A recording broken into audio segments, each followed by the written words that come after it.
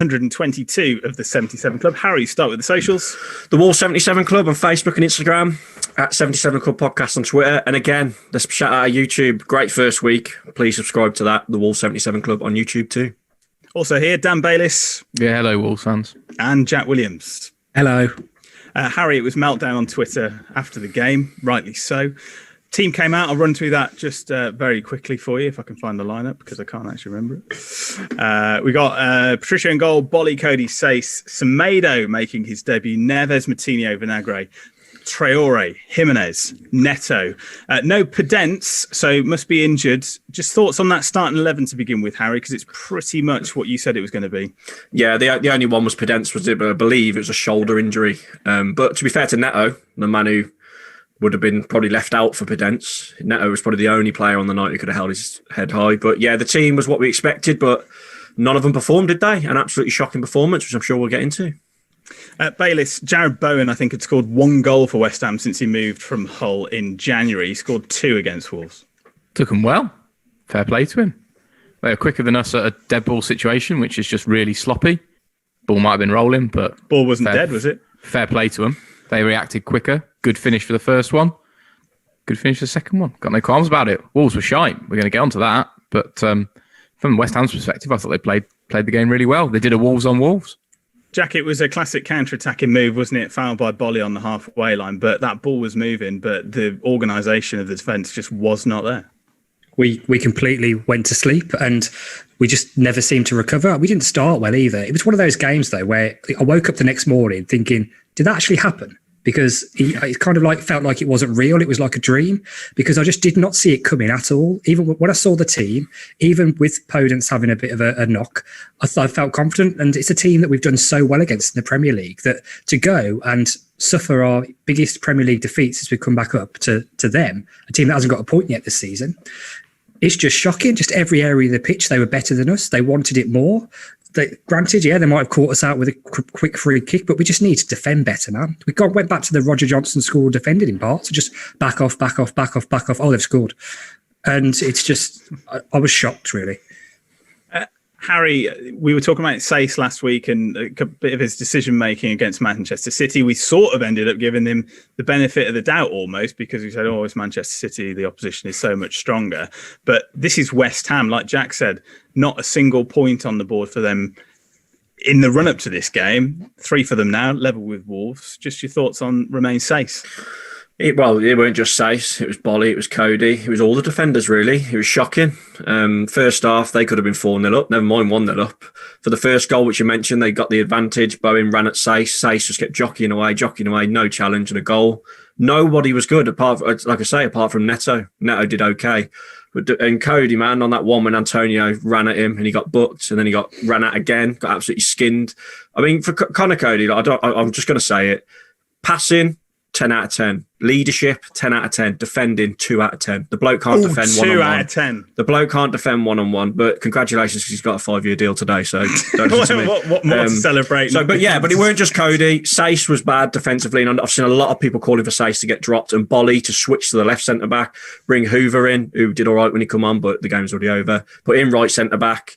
And Semedo, he didn't pull up any trees, did he? But he didn't look awful. But he's got to grow into it. And it was just a shocking performance all round. I said on one of the post-match videos we did, Wolves always, even if we're defensive and a bit boring, we always battle to the last minute. We always put in 100%, even if we're not playing that well. Point. But everyone was like, it felt like they give up towards the end. And the goals that we conceded, especially the fourth, was just too easy.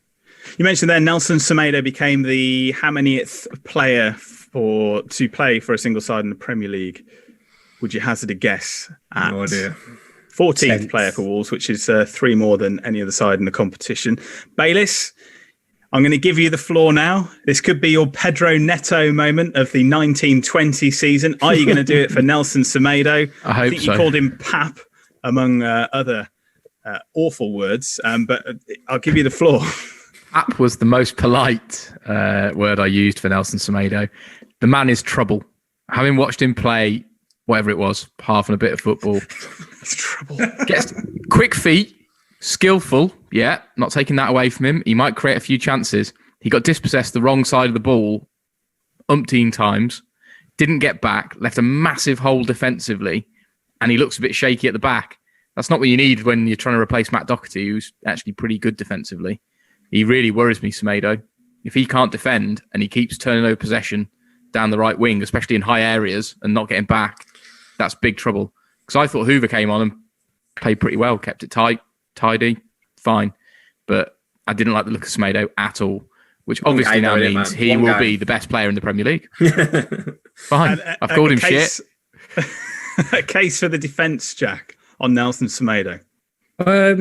Well, it's not really a defence. I'm not going to write him off after 70 minutes of football or whatever it is when he's played. I'm not writing him off. I'm just saying that the two attributes I spotted are very bad attributes. I would say probably out of our five defenders, he was probably the one least at fault for anything in the whole game. I mean, the other four were just all awful. Semedo, you can kind of get away with it a little bit. So I'm not going to single him out particularly because it was just a terrible team performance. And yeah, what you said about the fight is true. That's the worrying thing, because also I think with Nuno's substitutions, he kind of gave up as well when we were like went to 3 down. It was kind of like, this game's gone now. I've had enough. And the midfield, you've got to say something about the midfield as well. It's not just the defence, because they are the first line of defence, so to speak. And they were just non-existent, weren't they? It's not working. Neves and Moutinho. And Dendoncker must be sat on the bench, not having even come on in that game, thinking, what have I got to do to get on the pitch here? What's going on? This is strange. And somebody said on Twitter, I can't remember who it was, and they were saying, well, maybe Patrick Catrone was right because Nuno has got his favourites. You know that Cody's not going to be dropped, Bolly's not going to be dropped, Neves and Moutinho are still going to be in the team, even though the performances were below par. And the thing that this has done now is, when we were talking on last week, we said, yeah, we had a ropey first 45 against Man City, but then obviously we improved and lots of positives to take. But then if you look at the performances now since the start of the season, with the exception of Sheffield United, they've all been bad, haven't they? Stoke, Man City, and West Ham. Since the Arsenal game of last season, I don't think there's been a standout performance, really. Yeah. No.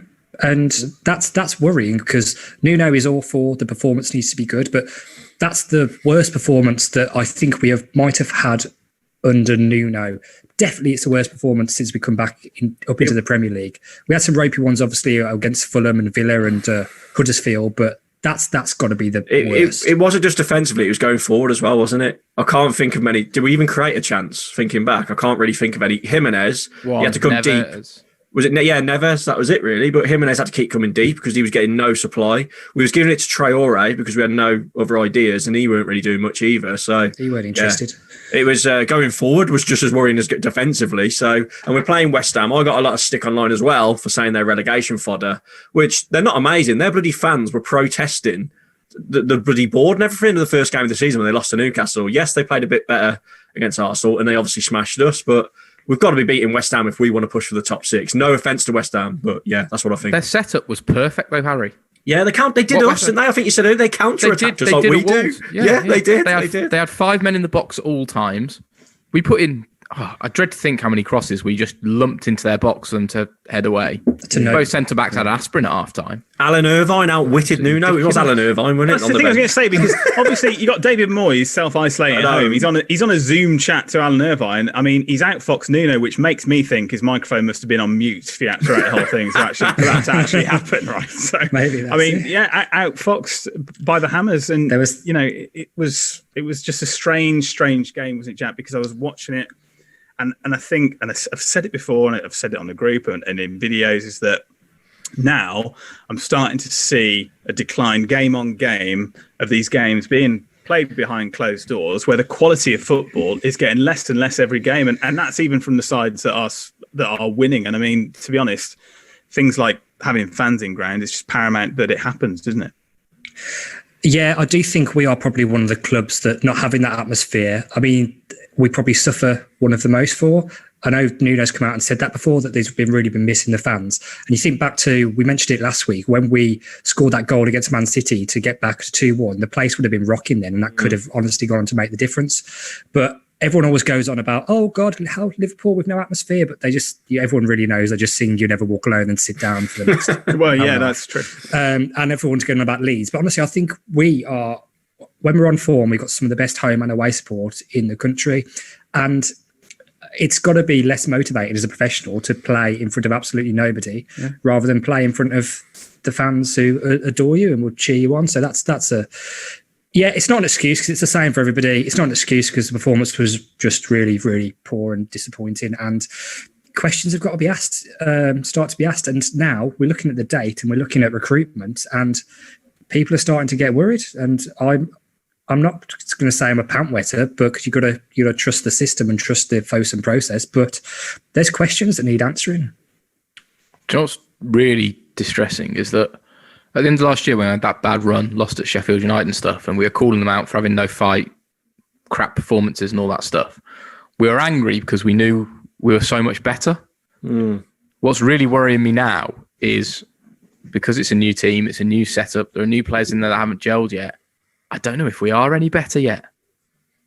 I really don't know. I can't be overly angry about it. Would you say the starting 11 against West Ham when we played them on Sunday evening was better or worse than the starting 11 that was against worse, but we had injuries ago?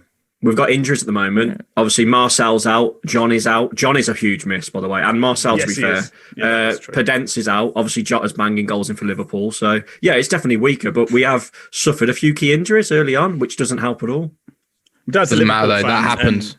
That's a Liverpool fan, and he said, Jota off the mark, could have had the match ball in the 15 minutes he played. He's brilliant. And I said, well, after it hit his arm, and obviously that's not going to go against him now. And he texts back saying it's his shoulder because he's a red. And he was joking, but it is true.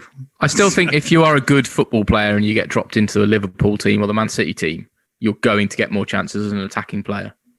Of course. Yeah, he is automatically going to get more chances than he would at Wolves because Liverpool are currently one of the best teams in Europe. The problem with Jota for Wolves is that he just ran into defenders 90% of the time. He'd get the ball and he'd lose it. That's the difference. And I don't know why. I don't know if it's the prestige of pulling on a red shirt. What do you gold and black make of the reaction online? Because there was a lot of Wolves fans saying he's dead to me, don't care. There was a lot of them fans calling out fans for saying, "Oh, I'm happy for him." Nathan Judah, the lifelong Middlesbrough fan, said he was happy for him. He got a lot of stick. What do you think? He's dead to me, lads. I